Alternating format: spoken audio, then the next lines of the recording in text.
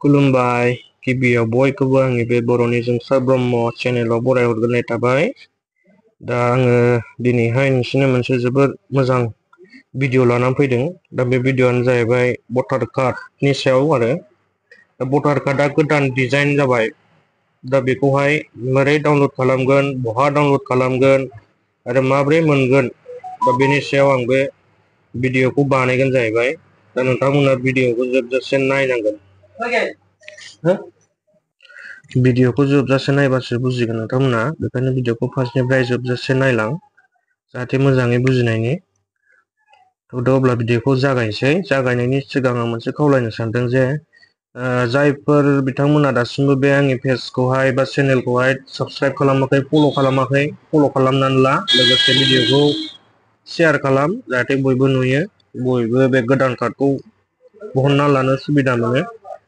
थ' अब्ला जागायनोसै। आङो बे भटार कार्डखौहाय मबाइलजोंहाय डाउनलड खालामनायनि प्रसेसखौ दिन्थिग्रोसै।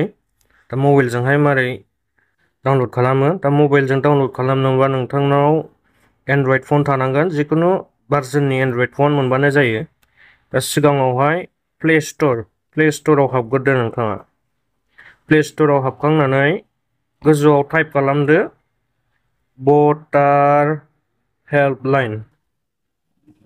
भटार हेल्पलाइन बेलाय फैबाय, नैबेनो सिगांनियानो। बेयाव थुदो, फैबाय बै फार्स्टनियानो नैबेनो। दा बेवहाय थुदो, इनस्टल होदो। इनस्टलिं जागासिनो। ओमफ्राय कम्पिउटारावहाय बोरै बानायगोन बा ब्राउजाराव बोरै डाउनलड खालामगोन बेखौबो आं खोन्थागोन। दा गिबियाव आंनि बे मबाइलजों एप्सनि जुरै डाउनलड खालामनायखौ खोन्थाग्रोनि। डाउनलड जाबाय। दा अपेन होदो। अपेन होबाय, दसे नेदो। बेनि उनाव नै गिबियाव बिदि पेज ओंखारफैगोन। जुदि नोंथाङा बे एप्सआवहाय मालाबाबो साइन इन बा लगइन खालामनोब्ला सिगां नोङो आइडि बानायग्रोनांगोन। जुदि आइडि बानायाखैबा नोङो निउ इउजारावहाय हाबनानै आइडि बानायग्रोनांगोन। नैबेयाव थुदो, निउ इउजाराव। बेनि उनाव नोंनि मबाइल नाम्बार होदो, 81358276। आंना नै भटार एक्जिस्ट, माने आं बाहाय इउजार आइडि बानायखांबाय। दा आं बेखौ खोन्थाथ'ला, बेक होफिनबाय आङो। दा आंना नैबेहाय लगइन आइडि दंखायो नालाय, आं लगइन आइडिखौ बुनोसै। आइडि बुखांबाय, एबार सेन्ड अटिपि आव होनोसै। अटिपि फैसिगोन। फैबाय अटिपिआ, होदो।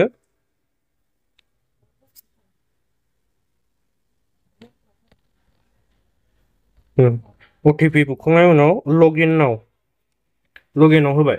दा लगइनाव होखांनायनि उनाव नैबेयाव हाबदो एबाराव डाउनलड इपिकआव। जुदि थिगखाबासो बाव हाबनांगौ, जुदि थिग नङाबा मोनसे फर्म दङ, बे फर्मखौ फिलआप खालामनांगौ। दा होमबा डाउनलड इपिकआव होदो। डाउनलड इपिकआव हाबबाय। ओमफ्राय दाना नैबेहाय मोननै अपसन दं, yes I have EPIC number, मोनसेया जाहैबाय yes I have from reference number. दा नैबे गाहायनियाव सोर सोर डाउनलड खालामनो हायो होनबा, दाख्लै जेनेबा जाय गोदानै भटार कार्ड एप्लाइ खालामदों, दा बिसोरनि बै एप्लाइ खालामखांनायनि उनाव लेखा मोननायाव एक्न'लेजमेन्टआवहाय बे रेफारेन्स नाम्बारा दङ, बे रेफारेन्स नाम्बारजोंनोबो डाउनलड खालामनो हागोन। ओमफ्राय फुराना थाखानाय भटार थाखानायफ्रा जाहैबाय बहा, नैबेयाव थुनांगौ, गोजौनियाव, बेयावहाय येस आइ हेभ इपिक नाम्बाराव बाव थुदो। बाहाय बुदो, दाना नोंनि भटार नाम्बार बुबावदो।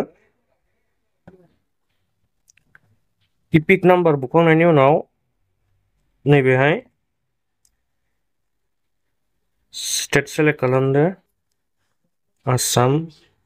बेनि उनावहाय फेस डिटेल्स, बेहाय थुदो। औवासो जाबाय, जाफिनबाय नै, गोबाव थुदो।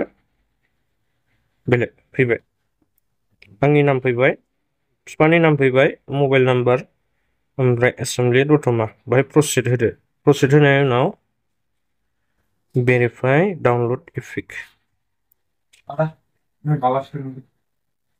83 बेनि उनाव verify and download EPIC success नोंनि भटार कार्डआ डाउनलड जाबाय। बेनो